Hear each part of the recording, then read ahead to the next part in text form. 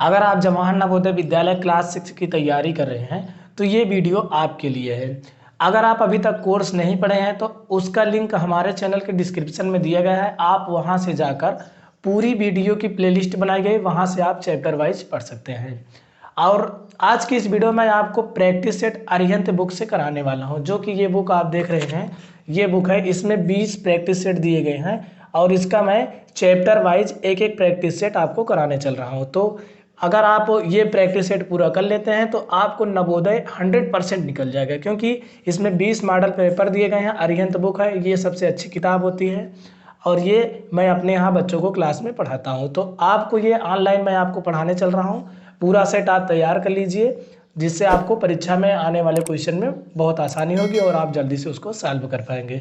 तो चलिए आज इसका सेट नंबर 1 हम पढ़ते हैं। देखिए, सबसे पहले मैं आपको मैथ पढ़ाऊंगा, उसके बाद रीजनिंग और हिंदी आपको उसका दे दिया जाएगा मॉडल, आप खुद करिएगा। अगर किसी में डाउट हो तो कमेंट कीजिए, मैं उसको ज़रूर बताऊंगा। तो चलिए इसका सेट नंबर 1 का हम गणित से स्टार्ट करते हैं, अनुभाग 2 से। चलिए पहला क्वेश्चन देखते हैं। देखिए क्वेश्चन आपके सामने आ गया है, आप उसको देखिए और मैं किताब से पढ़ रहा हूँ। कि देखिए इसमें लिखा है कि यदि किसी संपत्ति के 2/3 भाग का मूल्य 7,000 हो तो इसके 1/3 भाग का मूल्य ज्ञात कीजिए। आपके ऑप्शन हैं 4500 रुपये, 3500, 4000, 5500। तो आप इसको हल करिए और मैं बताने चल रहा हूँ कैसे लगेगी। देखिए यहाँ पर लिखी गई जो पहली सवाल कह रहा है, किसी संपत्ति के 2/3 भाग का मूल्य 7,000 रुपये। जब इस तरह आपको सवाल दे तो आप सबसे पहले लिखेंगे जो 7,000 दिया है और डिवाइड कर देंगे। क्या दिया है कि 2/3 भाग का मूल्य, इसमें 2/3 से डिवाइड कर देंगे तो क्या हो जाएगा 7,000 गुणे 3/2। ठीक, अब इसको हम काटेंगे, 2 1 2, 2 3 6, 1 बचा 2 5 10, 0 0 कर देंगे। तो गुणा करेंगे 3 0 0, 3 5 15, 3 3 9 1 10, यानी 10,500 ये टोटल आ गया। कह रहा है इसके 1/3 भाग का मूल्य बताइए। तो इसका 1/3 भाग क्या होगा, 10,500 मल्टीप्लाई 1/3। 3 का नाम 3, 3 3 9, 1 बचा 3 5 15, डबल 0 लगा देंगे, यानी कि 1/3 भाग का मूल्य क्या है 3500 रुपये। यानी आपका ऑप्शन नंबर 2 सही होगा। तो चलिए अगली सवाल देखते हैं।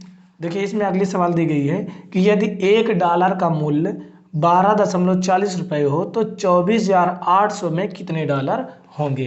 तो देखिए $1 का मूल्य कितना दिया है, $1 का मूल्य दिया है 12.40। तो कह रहा कि 24,800 में कितने डॉलर होंगे। तो 24,800 में डॉलर होंगे। देखिए यहाँ पर जब एक का दिया है, ढेर का पूछ रहा है, इतने रुपए में पूछ रहा है कितने डॉलर होंगे। तो हम यहाँ पर क्या करेंगे, 24,800 लिखेंगे और बटे में इसको हम डिवाइड कर देंगे। तो हमारा 24,800 रुपये में मतलब निकल जाएगा कि कितने डॉलर होंगे। तो यहाँ पर देखिए सबसे पहले हम इस पॉइंट को हटाएंगे तो 24,800 है। इसके बाद यहाँ पॉइंट हटाएंगे, 2 डिजिट के बाद पॉइंट है तो ऊपर 100 से हम गुणा कर देंगे, तो यहाँ पर पॉइंट अपने आप खत्म हो जाएगा। ठीक, यहाँ पर हम 0 से 0 काट देंगे और यहाँ 124 दूना 248 होता है, यानी यहाँ पर 20 बचेगा। आपका विकल्प क्या आ गया, यानी 2000 उत्तर आ गया। आपका तीसरा विकल्प सही है। चलिए अगली सवाल देखते हैं कि अगली सवाल दिया है, कह रहा है 10 से कम सभी धनात्मक सम संख्याओं का योग क्या होगा। जो दिया कह रहा है 10 से कम सभी धनात्मक संख्याओं का योगफल क्या होगा। सभी धनात्मक सम संख्याओं का योग पूछ रहा है। तो देखिए 10 से कम सम संख्या क्या होती है, पहला 2 होगी, फिर 4 होगी, फिर 6 होगी, फिर 8 होगी, इसी का योग पूछ रहा है। तो 4 2 6, 6 6 12, 12 8 20, यानी आपका दूसरा विकल्प सही है। 10 से कम कह रहा है, सम संख्या कह रहा है तो 2 4 6 8, 10 से कम है, इसका योग करेंगे 20 आ जाए। अगला क्वेश्चन कह रहा है कि एक ड्रम में 250 लीटर तेल था। मान लीजिए यहाँ पर कोई ड्रम था, पहले आप क्वेश्चन पूरा देख लीजिए। अगला क्वेश्चन देखिए क्या कह रहा है कि एक ड्रम में 250 लीटर तेल था, 5% तेल रिसने के कारण बर्बाद हो गया। ड्रम में अब कितना तेल बचा है। तो देखिए इस क्वेश्चन को हल करने के लिए सबसे पहले देखिए कह रहा है कि एक ड्रम था, मान लीजिए आप यहाँ ड्रम बना लीजिए। ठीक, अब इसमें कह रहा है कि 250 लीटर तेल था, तो मान लीजिए कि इस ड्रम में, पूरे ड्रम में 250 लीटर क्या था, तेल था। तो कह रहा है कि 5% तेल रिसने के कारण बर्बाद हो गया। मान लीजिए कहीं से ये इसमें होल हो गया था, रिसने के कारण इसका 5% तेल जो है वो बर्बाद हो गया। तो कह रहा है कि अब ड्रम में कितना तेल बचा है। तो देखिए सबसे पहले हम 250 को लिखेंगे, इतना तेल था, और जो इसका 5% उसको देखेंगे कितना 5% होता है, उसी को माइनस कर देंगे, माइनस 250 का 5%, या 5% लिख देख लेंगे। यहाँ पर 0 से 0 कट गया, 5 का नम 5, 5 दूनी 10, घटाएंगे देखिए 250 माइनस घटाएंगे तो इसमें हम डिवाइड कर देंगे, 2 का नम 2, 2 दूनी 4, 2 पंचे 10, यानी 250 में हम 12.50 माइनस करेंगे तो यहाँ पर 0 लेंगे तो यहाँ 50 ही बचेगा, यहाँ बचा 9, 9 में 2 गए 7, यहाँ बचा 4, 4 में से गए 3, यानी 237.50, यानी कि 237.50 लीटर तेल अब उसमें बचा था। आपका तीसरा विकल्प सही है कि इतना लीटर तेल अब इसमें बचा था। 5% कितना हो गया, यानी 12.5 लीटर, 12.50 लीटर तेल बह गया था, खराब हो गया था। अगला क्वेश्चन देखते हैं। देखिए यहाँ पर जो अगला क्वेश्चन लिखा गया है, कह रहा है कि प्रत्येक पंक्ति तथा स्तंभ का योग समान है। यानी पंक्ति क्या है, जो सीधी सीधी लाइन, इसे पंक्ति कहते हैं। स्तंभ क्या है, जो ऊपर ऊपर है, इसे सीधा सीधा। तो कह रहा है कि प्रत्येक पंक्ति और स्तंभ का योग समान है, बताइए x और y का मान क्या होगा। जो x y लिखा गया इसका मान क्या होगा। तो देखिए इस प्रकार के क्वेश्चन बहुत मिलते हैं। तो इस तरह क्वेश्चन को हल करने के लिए देखिए जब ये समान है तो इसको जोड़ लीजिए, इसमें एक संख्या जरूर आपको पूरा पूरा दिया रहेगा ऐसे, या फिर ऐसे दिया रहेगा, तो जरूर एक जोड़ लीजिए, मतलब जो दिया है उसको जोड़ लीजिए आप। तो देखिए जोड़ेंगे 8 7 15, 15 में 3 जोड़ेंगे कितना हो गया, 18 हो गया। 8 7 15, 15 3 18, जोड़ लीजिए। उसके बाद आप सीधा सीधा चाहे जोड़ के चाहे इस तरह जोड़ के आप इसमें जितना आएगा उसको घटाना है आपको। देखिए जैसे 8 7 15 और यहाँ 18 में हम 15 घटा देंगे, इसी 18 को आप जोड़ के लिख लीजिए। उसके बाद ऊपर वाले जोड़िए, 8 7 15, 15 में 18 में 15 घटाएंगे कितना बचेगा 3।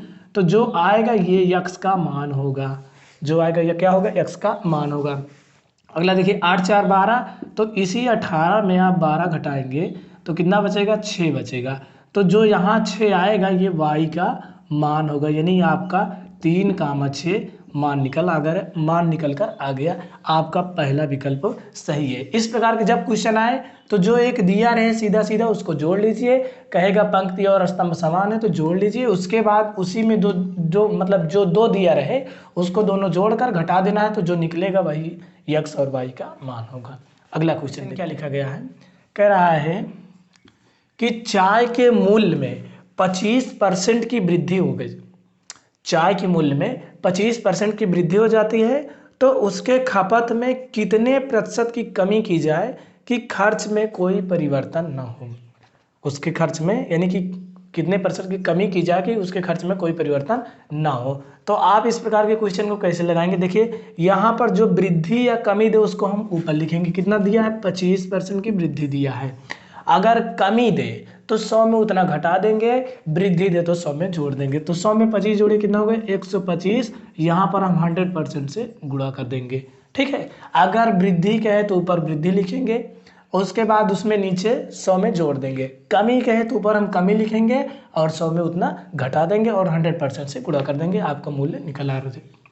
25 का नाम 25, 25 पंचे 125, 5 का नाम 5, 5 दूनी 10, 5 0, यानी कि उसके मूल्य में 20% की कमी की गई, यानी आपका तीसरा विकल्प सही है। चलिए अगला क्वेश्चन देखते हैं। ये क्वेश्चन देखिए, कह रहा है कि किसी धन का साधारण ब्याज कितने प्रतिशत वार्षिक ब्याज की दर से 10 वर्षों में धन का 2/5 गुना हो जाएगा। देखिए कह रहा है कितने, यानी किसी धन का। तो मान लीजिए कि आपका मूलधन, जो मूलधन है P, उसको मान लीजिए कि वो x रुपए है, ठीक। तो कह रहा है कि 10 वर्षों में, यानी टाइम आपका दिया है 10 वर्ष, और कह रहा है कि धन का कितने 10 वर्षों में धन का 2/5 गुना हो जाएगा, यानी कि x से कम हो रहा है तो जो 2/5 गुना हो रहा है SI हो रहा है, यानी आपका साधारण ब्याज 2/5 गुना इसका हो जा रहा है। तो पूछ रहा है कि कितने प्रतिशत वार्षिक ब्याज की दर पूछ रहा है। तो हम दर बराबर सूत्र क्या लगाएंगे, दर बराबर सूत्र क्या होता है, दर को रेट से प्रदर्शित करते हैं। R बराबर यानी 100 गुणे 100 गुणे ब्याज 2/5 कर दीजिए, इंटू मूलधन गुणे समय होता है x गुणे 10, x कट गया और 1 0 से 1 0 कट गया, 5 का नाम 5, 5 दूनी 10, 2 दूनी 4% वार्षिक ब्याज की दर से ये 2 गुना हो जाएगा, यानी 2/5 गुना हो जाएगा। तो आपका इसमें पहला विकल्प सही है। ठीक है, चलिए अगला क्वेश्चन देखते हैं कि क्या क्वेश्चन देखते हैं। कह रहा है कि पिता तथा पुत्र की वर्तमान आयु का योग 40 वर्ष है। पिता और पुत्र की वर्तमान आयु का योग 40 वर्ष है। 5 वर्ष बाद आयु का अनुपात 7:3 हो जाए। 5 वर्ष बाद इनकी आयु का अनुपात 7:3 हो जाए तो पिता की वर्तमान आयु क्या है। तो देखिए यहाँ पर जो पिता और पुत्र की आयु का योग कितना दिया है, 40 वर्ष दिया है। ठीक है, अगर इसको हम विस्तार से लगाएंगे, इसको लगाने के लिए दो नियम है। अगर इसको हम विस्तार से लगाएंगे थोड़ा लंबा पड़ेगा, हम ट्रिक लगाएंगे। ठीक है ना, अब चलिए देखते हैं इसमें कैसे। पिता और पुत्र की योग दिया है 40 और 5 वर्ष बाद अनुपात दिया है कि 7:3 हो जा रहा है। तो पिता की वर्तमान आयु यानी पिता की आयु पूछ रहा है हमसे कि पिता कितने वर्ष का हो जाएगा 5 वर्ष बाद। तो देखिए जब इस तरह क्वेश्चन दे यानी कि पिता और पुत्र का योग दे और 5 वर्ष बाद कहे इतना अनुपात हो जाएगा, तो हम ट्रिक क्या लगाएंगे इसमें। देखिए इसकी ट्रिक यही है कि जो अनुपात दिया है, जो अनुपात दिया इसको हम जोड़ लेंगे, 7 3 10। ठीक है, और जो यहाँ पिता और पुत्र की आयु का योग दिया है इसको हम ऊपर लिखेंगे 40 और इसके बाद यहाँ 5 वर्ष बाद का है ना, अगर 5 वर्ष बाद कहे तो 5 वर्ष इसका भी बाद होगा, इसका भी बाद होगा, दोनों की आयु हम जोड़ लेंगे यहाँ पर 5 5 10। अगर 5 वर्ष पहले कहता है तो हम 10 घटा देते, 5 वर्ष बाद कहा है तो 10 हम जोड़ देंगे। अब यहाँ कितना हो जाएगा 50/10, इसको हम काट देंगे, कितना हो जाएगा 5। ठीक है, अब इसी 5 इसमें गुणा कर दीजिए, क्या हो जाएगा 5 7 35 और 5 3 15। इसी अनुपात में हम रेशियो में गुणा कर देंगे, 5 7 35 5 3 15। ये आपका उत्तर अभी नहीं है। अब इसमें देखिए जो 5 वर्ष बाद कहा है तो इसमें हम 5 फिर घटा देंगे, इसमें भी घटा देंगे, कितना बचेगा 30 और इसमें बचेगा 10।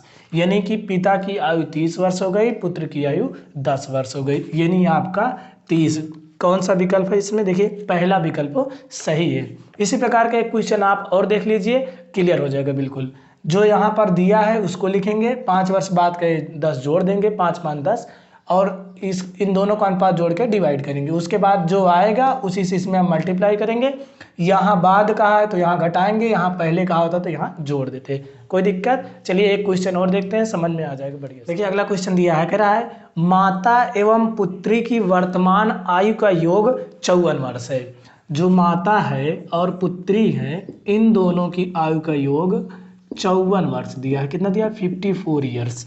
उसके बाद कह रहा है कि और 6 वर्ष बाद इनकी आयु का अनुपात 9:2 होता है। यानी 6 वर्ष बाद इनकी आयु का अनुपात क्या हो जाता है, अनुपात कितना हो जाता है 9:2 हो जाता है, 9:2 हो जाता है। तो पूछ रहा है माता की आयु कितनी है, माता की आयु पूछ रहा है। तो हम देखिए जैसे अभी आपको बताया था सेम उसी प्रकार आप लगे तुरंत आ जाएगा। एक बार आप ट्राई कीजिए, उसके बाद मैं बता रहा हूँ।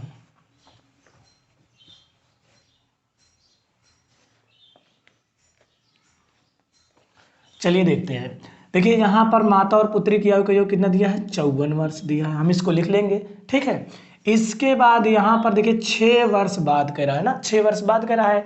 तो हम क्या करेंगे, 6 वर्ष इसका भी 6 वर्ष इसका, दोनों को जोड़ देंगे। इसमें 6 6 12। अगर यहाँ पहले कहता तो घटा देते, बाद कहता तो जोड़ देते, यही नियम है ना। इसके बाद इन दोनों को हम जोड़ लेंगे, 9 2 11। अब इसको हम जोड़ेंगे 4 2 6 5 1 6, यानी 66/11, 11 6 का 66, 6 आ गया। अब हम 6 से क्या करते थे, इसमें गुणा करते थे इस रेशियो में। तो 6 9 54 और 6 दूनी 12। इसके बाद यहाँ बाद का है तो हम जैसे उसमें 5 घटाते थे, इसमें भी 6 घटाएंगे, इसमें भी 6 घटाएंगे, इसमें भी 6। तो क्या हो जाएगा 14 में 6 गए 8, यहाँ बचा 48, यहाँ बचा 6। यानी माता की आयु 48 वर्ष हो गई और पुत्री की आयु 6 वर्ष हो गई। यानी आपका चौथा विकल्प सही है। अब आपका डाउट क्लियर हो गया होगा।